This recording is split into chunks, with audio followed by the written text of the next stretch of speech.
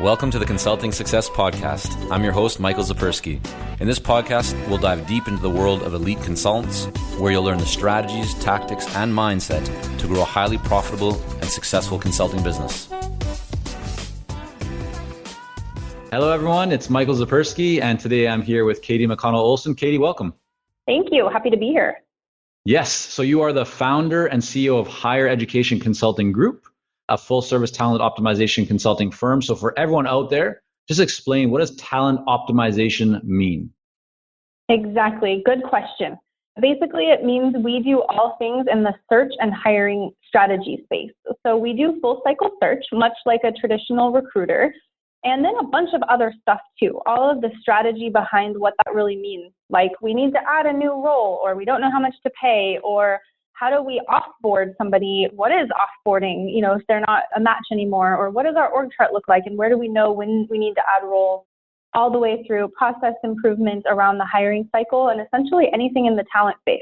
Got it. Okay. And, when I was preparing for our call here today and kind of just going through your past, like you've had quite a journey from being a tax auditor or kind of in that tax auditing world, right? A VP of assurance and I guess doing financial audits, and then into recruiting. So kind of like walk us through what that looked like, how you started off and got to where you are today. Yes, definitely a checkerboard path, not a ladder climb. My degree is in finance, and I started as an auditor in public accounting. So basically, I was a bean counter that went out to companies and looked at their financials, mostly in the public company space, to make sure the numbers are right for the shareholders. And then took a couple twists and turns in my career through a few startup ventures. Ended up landing in a startup CPA firm and was doing some of the same work, but really got a taste of what it means to build a business and go find clients and what it means to be a business owner. Then from there, I ended up landing in recruitment by way of a startup that didn't stay started, as that sometimes happens, and then became a recruiter. And so that was kind of the first foray into recruiting. And I was recruiting accounting roles and working with a lot of accountants. And then realized I'm kind of underutilized, but I have a lot of ideas. And I got recruited back into public accounting to run the recruiting department for a national CPA firm. So got to go through a lot of merger and acquisition at that point in time, loved the role, but at one point in time said, I have a business idea here on how we can help clients. And so I migrated back into the client side and started a practice within that CPA firm, helping companies hire accountants. One thing led to another. That company went through an acquisition. At that point in time, I found all kinds of other ideas and decided to exit that firm and start my own company, which is Higher, H-I-R-E, Education Consulting. Built a team, and now here we are with the full cycle strategy and then search well beyond just accountants at this stage.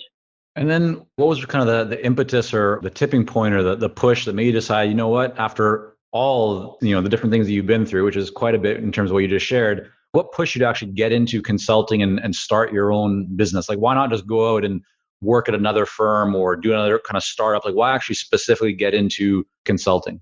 Good question. I think there's a business need that I saw in a market that wasn't getting access to the services that we offer.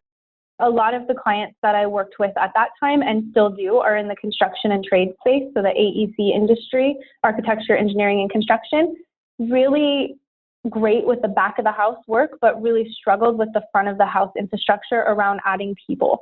And the market that is just exploding and doing really well, as it was at its peak when I started this company, saw a market that wasn't getting served and there was a need for it. And I think that's really where it came to be was, well, what if we created a business that could serve them and really solve a problem, which I think is how most companies start is, hey, there's a problem. How can we fill a need? And then it really evolved into letting the market lead us into, hey, we're doing exit interviews and we're seeing that this is a reoccurring problem. Let's start a service line around a feedback program that can solve this problem. So, what I love about that is you're right. Like, so you identify the need, right? But I think a lot of people have ideas of like the market needs what we have, or right, we have something great to offer, but actually translating that into a successful business, or even before it's successful, taking that kind of idea and actually going out to the marketplace and validating that idea or getting your first client, that's a challenge for a lot of people. So to take us back to, what did you do? So you identified that there was a need, right? The next step was then to go ahead and validate it through conversations. Like, how did you actually go about and confirm that your beliefs were, like the hypothesis was actually going to play out, and then land your first client as a result of that? I think it started on the search side. So we knew when clients were calling saying, hey, I need to hire somebody, they have a need. They needed an employee. But then really diving several layers deep into that, well, why? Why do you have this need? Is it growth? Is it turnover? Is it people aren't getting things done and we're having a capacity issue? Where's the need really coming from? And just really getting curious and asking those questions and then finding out, okay, well, the real root of the problem is we've got turnover and it's because of XYZ, or we've got explosive growth and we're not sure how to manage it. This is what's really happening. So I think it was getting curious from the perspective of, hey, we need to hire people and really finding the root of why we're hiring in the first place. And then developing core services around that. What did you actually do to get the first client? Because what you shared from what I understood is like the previous experience was really focused around accountants. But when you launched your consulting business, you were serving more of like the architects and construction or that kind of area, right? That you call the AEC? AEC industry. Yeah. How did you make that shift? How did you go into the AC industries without necessarily having a lot of experience in that area? Like, what were the steps that you took to actually start landing the first few clients? So our business model is really unique in that all of our business is referral business. So we don't make cold calls. We don't really chase leads. We do everything by way of introduction. And uniquely positioned because of my relationships in the CPA community, they're our best referral partners. So they're on the front lines with their clients. And we were very strategic about developing affiliate relationships with CPAs. So that's really where we started, was sitting across the table and saying, hey, I'm a free agent now. I'm no longer associated with one firm. I can work for all of these firms. How can we scratch each other's back, if you will, and create mutual value for each other? And they started helping me get in the door. And our first client was of the new firm when we first launched was actually a compensation study. So it was a little bit on the fringe because it wasn't, our core services, but it was a really good stretch project. And one of my core values within my organization is say yes. We always have the philosophy, yes, if, not no. So we said, okay, how can we say, yes, we can do this if, X, Y, and Z happens. And so we undertook it. And that was our first client project. And we did a full compensation study, which opened the door to some org chart work and then some search work and then referrals. And I'm not saying we don't have a CRM system and an organized way to chase leads, but we do it all through affiliate and referral partnerships, which is unique. Yeah, no, take us deeper into that, because I think there's a lot of value that people could kind of get from just understanding more clearly exactly what you did. So let's just imagine you're back in the day, you're sitting, I guess about a year ago or so now, since you started your consulting company, right? A little bit maybe beyond that. You're sitting down with another CPA. You're saying, hey, I'm no longer working with one company. I can work with you. I can help a lot of your clients. What did that exchange look like? What were you offering them? How are you positioning it that you could bring value to them? And what were they looking for in return? That's where we always start the conversation. I always start with, hey, how can I help you? And what are you looking for? Is it new clients for you? Is it an extension of service lines so that you guys can be the one-stop shop for your clients as the CPA? How can I fulfill a need that you have? And then back into, okay, well, here's what we can offer you. Sometimes we do pay our affiliates for sending us business. I think that there's a lot of value to be had in bringing the opportunity to the table. So we do have strategic alliances with a number of other firms and businesses where if they actually help us secure a client, we will compensate and vice versa. We typically have many mutual clients, and that's a great opportunity for them to tag us in or vice versa. We have complementary services, and it's a great way to expand our reach and kind of keep it in the family, if you will, with the client base that we support. And when do you bring up the compensation part? Because this is a pretty common question that we hear from clients in our coaching program and just consultants kind of in the community is it okay to pay a referral fee? When do you ask for it? So what's maybe some of the best practices that you've just identified or discovered and currently now use when it comes to talking about referral and compensation? Our affiliate agreements we set up front. I don't think I would ever go to somebody after I had already scratched their back and given them a client and then said, oh, by the way, surprise, you owe me for that. I would say that expectation needs to be set up front. The way that we went about it in the beginning was, hey, we're sending business to Matt quite a bit, and Matt's making a lot of money off of us. We should probably approach Matt and say, hey, what would you think about making this official? And that's really what we did. And once we had a couple of them in place, we had some momentum and then could approach other individuals and say, it looks like you have a really complimentary service offering. What would you think about striking an agreement right out of the gate so that foundation is set and there isn't any awkwardness about trying to bill on the back end? Yeah.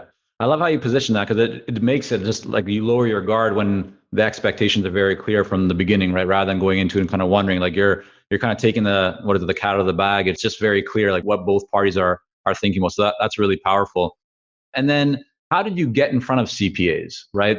Busy people, they're working with their clients. How did you actually set the meetings to be able to have these conversations and set these strategic partnerships and referrals with them? Well, I kind of cheated because I do have a CPA license and came from that world. So a lot of them in my region were, I went to college with them. I saw them at other events. We kind of traded throughout firms over the years. So I kind of knew people that knew people. But for outside of the region, a persistence, a lot of it was knowing other people and once again, leveraging the network of the people that I did know. I'm very big on starting with the hub of people that I do know and leveraging my influencers rather than, just bugging people. And sometimes it's just sheer persistence beats resistance in, hey, it's me again. It's probably easier to just take a half an hour meeting with me than to take out a restraining order. So maybe let's go that route and just sit down and give me a half an hour of your time and then we'll forge a relationship. And sometimes it's, not all first dates turn into a romance. Sometimes it doesn't work out, but getting out there and meeting a ton of people was my approach to build that network. And I'm still doing it every day. And so when let's say, you go into LinkedIn or whatever your CRM and you're looking, okay, I know these people, I want to have a meeting with them. I don't know them that well. Like maybe we met at some event or some, whatever it was. What's the approach? Is it like, if you could just kind of share me a sample script that you use, is it just, hey, it's Katie and we're both CPAs. I'd love to learn more about what you're doing. Or is it something completely different? What's kind of a tried and true message or approach that you would use? If I'm looking through mutual connections, that's the first place I'm going to start. Who are we both connected to? What do we have in common? Did we go to the same college? Have we touched base with the same client? I'm, of course, going to use a mutual connection as a door opener. If I don't have any, I'm looking for some other connection point, or I'm really just, hoping for the best. I'm using my recruiter skills and tips and tricks to try to throw a line in the water and hope I catch a bite. And for every 10 people that you reach out to, how many would you say that actually turns into a conversation? Gosh, probably 4 or 5. I think we have a pretty good turn rate. As I mentioned before, we don't do a lot of mass targeting. It's all very sort of targeted outreach. And I try to be pretty careful about that because if I reached out to 10 people and got 10 meetings, then I have a whole different problem with what to do with myself with time. And so balancing all of those things as far as challenges of being a small business. Right. I know with what you shared with me before we jumped on here in some communication beforehand that the business is off to a really good start. Things have gone well. You're a little bit, I think, beyond a year now in terms of since starting the consulting business. And you already have, is it 4 people on the team or how many team members currently are involved in the business? We have 4, correct. Okay. So I think a lot of people, right, when they're starting a consulting business or even if they're a couple of years into it, they're really hesitating and trying to delay bringing on other people and building the team, right? Wanting to save and keep very lean and not manage people. But clearly you've taken a very different approach. So tell us, what was the mindset for you or is the mindset for you around building the team and hiring? Sure. Well, a big piece of our business messaging is around human leverage, right? Hire people and get human leverage. So if we're going to walk the talk and do what we teach our clients to do, we pretty much have to take that approach. Nice. For me, it's not less scary. I understand how terrifying it is. And that 1 hour of investment is so hard to give up from your day, but it does turn into hundreds and hundreds of hours of leverage once you have somebody ramped up in the chair. That's human leverage. It's amazing to come to work every day and have a team that executes on my vision, my goal to be unified in one mission that we're helping so many businesses around the region, around the Western United States achieve their goals and mission. So why wouldn't you? But there is a headache and a lot of paperwork that comes with payroll and labor things. And it's definitely been a learning curve for me also. What was the first role that you hired for? Recruiter. Okay. And why did you choose to bring on a recruiter as opposed to, let's say, an assistant or someone that you could just kind of delegate some lower value tasks to? So my approach in looking at how to add hires is the same advice that I would give a client. And that's to look at where's my highest and best use. And my highest and best use was not being a recruiter. It was going out and growing the business and bringing in new work because that's what I love to do and that's what I'm good at. Yeah. That said, if my highest and best use was being a grinder, I probably would have hired a business development person to augment that, and I would have delivered the service instead. So I don't know that there's one roadmap. My advice to anyone who's at a critical mass and going, I'm having a capacity challenge, is to say, okay, do you want to keep having a capacity challenge or have a sales problem? Either or, the pendulum is going to swing back and forth every day of the week as a small business owner. And where's your highest and best use? And put yourself there and hire to augment that rather than trying to be a jack of all trades. So I did add an assistant, but not until we had hired a consultant. And the assistant was actually the fourth person that came on board and is fairly new on the team. Because my highest and best use is not administrative work, which we learned the hard way, I think, and decided that we needed to augment that. But also, I think revenue producing people is important too if you want to keep putting your foot on the gas. Yeah, I think that's really, really good advice, Katie. So for the consultant listening to this right now who goes, I want to, maybe I already have a couple of people on the team or even a few people, I want to hire the next person, or I want to even hire the first person, but I've had some bad experiences in the past. I'm looking, I don't know necessarily how to find the right person. And then when I've maybe found some people, how do I evaluate them? What would be some best practices that you would offer? Like, just, you definitely should be thinking about this, or you need to do that in terms of finding good quality people and then being able to evaluate them, that they're going to have the highest likelihood of success. While we work with a lot of seasoned and experienced consultants here at Consulting Success, I'm often contacted by new early stage consultants. Invariably, the question I'm asked is, what are the steps I should take to become a successful consultant and grow my consulting business to my first 6 figures per year? Well, I'm excited to announce that we've opened the doors for our Momentum program. This is our most popular program for early stage consultants, and it has helped almost 1,000 consultants to start, run, and grow successful consulting businesses. It gives you the step-by-step plan to help you with your messaging, your fees, and pricing strategies, how to win more proposals, how to go to market more effectively, developing a marketing system to generate leads consistently, and so much more. And right now, until September the 19th, you can sign up for Momentum and get 50% off the regular price by going to consultingsuccess.com/audio. That's consultingsuccess.com/audio, AUDIO. Only 100 spots are available to join Momentum and get 50% off. This deal is only available until September the 19th or until all 100 spots are gone. We won't be opening up new spots in this program for several months, so don't wait. Go to consultingsuccess.com/audio. That's consultingsuccess.com/audio, AUDIO.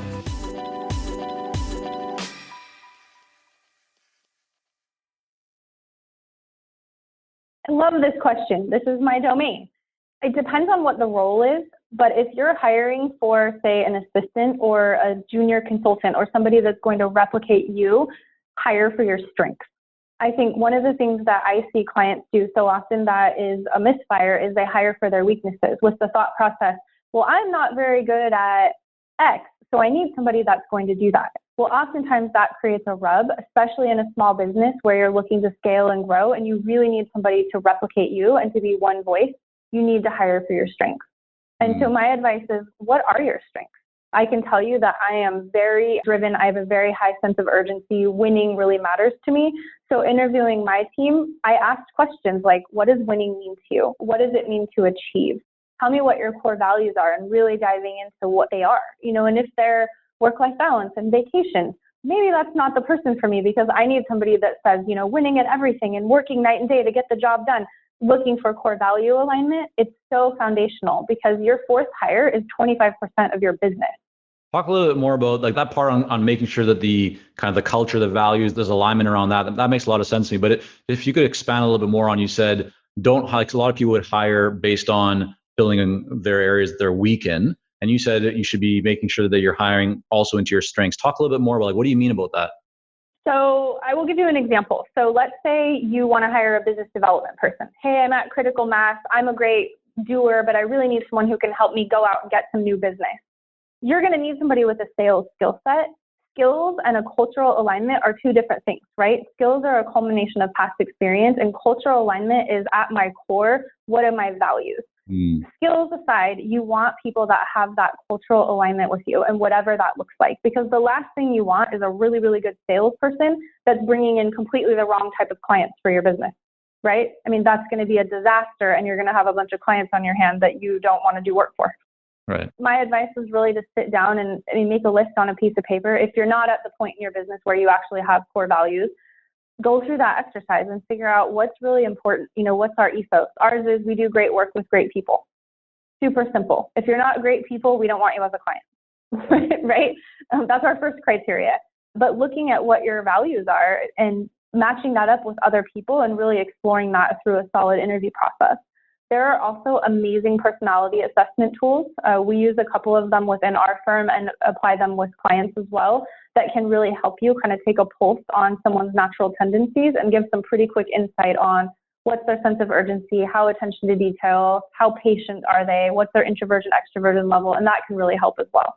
That you said you use predictive index. Is that one of the ones you use? We do. We love Right. predictive index, and we're certified in that as well. So everyone on my team has taken it. We have several clients that are using it. And so the consultant's thinking, okay, I want to bring on someone. I've identified that, maybe I'm a doer and I need a business development person, or vice versa, right? I want someone who can implement and I want to do more of the strategy, the vision, the business development side of growing the firm.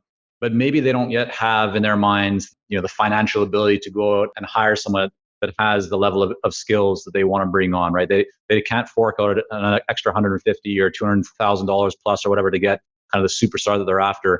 What's your experience or your recommendation around bringing on someone who maybe doesn't have the level of skills that they're looking for? Or have you found more creative ways or better ways to position and approach someone who does have a higher skill set, but maybe you just don't have the financial ability yet to invest and hire them where they're currently at? Well, there's always getting creative with looking for someone that wants to be a part-timer.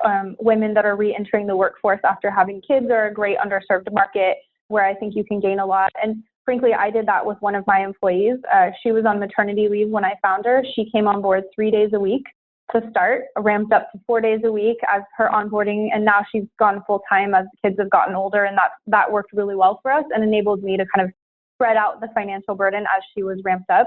Of course, that situation isn't going to be, I got really, really lucky, but it's out there if you're looking in the right places and you're positioning yourself in the marketplace the right way. Otherwise, I would say if you really want it, figure out a way to make it happen, even if it means selling your car and getting a smaller car. Or Yeah. I think you would probably reiterate the same advice, is that if you really want it, you pull out all the stops to make it happen. I'm not sitting here looking at you with a smile on my face saying, oh, I only work 20 hours a week and I haven't made any sacrifices. I've made a lot of sacrifices and I worked until 10 o'clock last night. Don't let me kid you. You got to take strategic risks and go for it in a calculated way. Yeah, no, I think that's really good advice. What would you say then to the person who goes, okay, yeah, again, I want to bring someone on. Where do I find the right people? Is there a go-to? Have you found that you guys have, of course you're doing recruiting, but let's say someone doesn't want to go out and hire a recruiter necessarily. What are some of the alternatives? Are there certain job sites that are good? Like, should they be on Indeed.com? Should they be posting on LinkedIn? Should they be tapping into their network? Should they be doing like all those things? Because when I talk with coaching clients that are really scaling up their business, I often share with them, like, you should always be building your bench of talent. And what I mean by that is building relationships. Even though you're not going to hire that person today or maybe next week or next month, the more people that you know that you could tap into later on, right? That's just going to make that process a lot easier and smoother when you do have an engagement that you want to put them into or hire them. So what are some recommendations you would have around where people could go or what they should be thinking about if they want to start building that bench of talent now? Absolutely. I think the first thing is to go through an exercise of what do you really want and create some abundant clarity around what that is.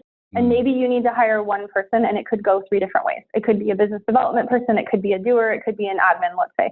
Create those 3 job descriptions and get them out to your immediate network so those people know, hey, you're looking, and they can start keeping an ear to the ground for you. And then they're going to kind of send you, hey, I ran across this person the other day and they said they might be interested. And then you can interview. If you find the right person, it can be a strategy shift. You might think you need business development and land in the best assistant, and now you're hire that person and change your strategy.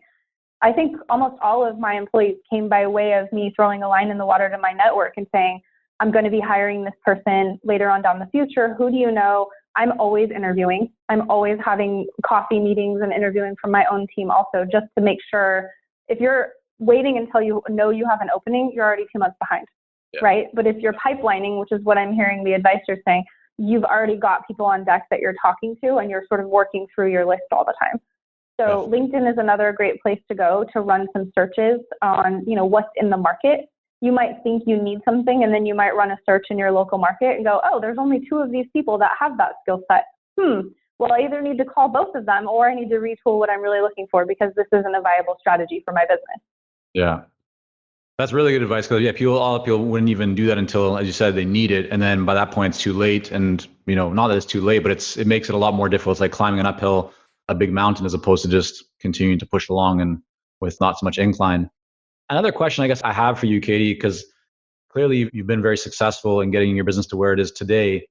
Many consultants, like in fact, actually, I just had the conversation earlier today with a coaching client who is newer to consulting, but they're right away looking to build their team. And a concern that they have is, they mentioned, because they've been speaking to the marketplace and to clients about them doing all the work, it's not yet a team, that clients would then have a concern when they start putting a team member onto projects. And this is quite common, right? This comes up a lot because as you start off as a consultant, you think it's all about you, you're doing all the work, and then you're worried they're going to lose a client, or the client's not going to be happy if you start putting someone else into that role. What has been your experience, and just what are your thoughts kind of around that in terms of the best practice for the consultant being the founder, the consulting business owner, to be able to put other team members into projects so that they don't need to be the ones doing everything themselves?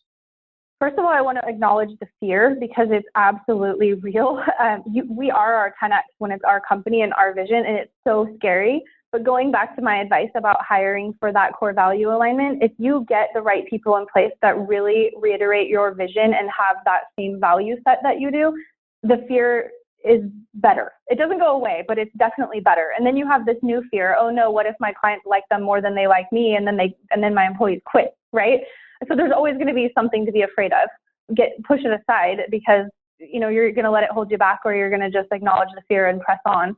We've been really lucky in that we've taken an integrated approach. My approach to onboarding is that for the first 30 days, my team is not expected to do any work, which seems really crazy, but that's the investment that I wanted to make. And I want you to understand our business. I want you to really get your feet under you with no expectation of production. And I'm just going to watch you learn, and you're eventually going to start taking things on. And both times that we've done this, within the first or second week, we have a producing employee that's coming up with ideas and saying, well, here's ways I can add value, but it really alleviates the pressure. And then start bringing them out to clients, making that introduction, partnering with them. Getting that human leverage is a time-consuming process. But now I have employees on site with clients where I'm not on site anymore, and they're just updating me on what's going on. We do still have a process that I always want to know what's happening, because if the client calls me, I better be able to answer a question or have a mechanism to turn around and answer real quick on what's going on. And some of it's just kind of relinquishing control, which is terrifying. This idea that, hey, no one else is going to be able to do it like I am. That's just a fact. And it doesn't mean that it's not going to be better than the way I'm going to do it. It's just not going to be exactly the same, and that's okay. But we also have a process handbook. We have defined core values. We have processes for getting together on a regular basis and sharing information, because my team is fairly remote out on site at clients. So there's mechanisms in place so that I don't feel like I have rogue people running around and I don't know what's happening. Just take us back to maybe to the first time or the first few situations where you had a client you were working with, especially an existing client, and then you want to introduce a new team member into that project with the idea of that new team member actually taking over your direct involvement with that client and kind of in that project. What did you do? What did you learn? How did you position it successfully so the client accepted that without too much kind of objections? I'm thinking of a specific example, and I actually really involved the client in the whole process. So I told the client, I'm going to be extending an offer to somebody. I'm really excited. I hope that we land her. I hope she accepts the offer letter. And then the next time I spoke with the client, they were kind of invested, and they said, well, did she accept? And is she coming on board? And I said, she did, and she is. And if it works for you, I want to introduce you to her. And next time I'm out here next week, I'm going to bring her along. And they said, yeah, absolutely. So they were kind of invested into the success of my win right out of the gate. It wasn't like I did it in a silo and then said, surprise. I kind of made them a part of the process, which was really kind of fun. And then we started transitioning, the relationship meetings. I stayed involved for a while until that employee built trust. And now I think, she's off to the races and has better relationships probably than I do with that client, and knows more about the client than I do, which is great. Yeah, no, that's a really good example. I mean, I think that involving the client, just setting those expectations, making it part of it from the beginning. I mean, it's a great way to do it, because it's like if you're rolling out a new service, right? Rather than just rolling out a new service that you think about in your own mind, trying to get your clients involved in that and making them part of it often leads to a more kind of successful adoption of it as well. Yeah, I mean, and it's unique with us being in hiring also, because we're hiring for our clients and we're hiring for ourselves. So I think we want each other to be successful. I mean, I look at our goal as a consultant for our clients is to help them get further up the mountain, and we're their Sherpa in a number of ways to make that happen. That's what I'm doing as the CEO of my company also. So my clients are my partners in that, and I want them to feel good about the people that are on their team. So that buy-in is really crucial. Awesome. Well, Katie, I want to thank you for coming on here and just sharing, some of your journey and wisdom and best practices that you've collected along the way here. Where should people go to learn just more about you and your company? Sure. You can visit us on the web at hire, HIRE, educationconsulting.com. Links to videos, all of our social media stuff is there. We have some fun giveaways and some resources you can download on the web also related to interview guides and hiring and things like that. Fantastic. All right. So we'll make sure to have all that linked up in the show notes. And just to go to consultingsuccess.com, type in Katie, you'll likely find it. If not, you can type in Katie McConnell Olson, but it'll be there. And we'll have everything linked up and the resources available there as well. So good stuff, Katie. Thank you so much again for coming on. Awesome. Thank you. Thank you for joining us on this episode of the Consulting Success Podcast. For more episodes and to subscribe, rate, and leave a review, head on over to iTunes. And if you'd like to develop consistent lead flow and a highly profitable consulting business, learn more about our coaching programs at consultingsuccess.com.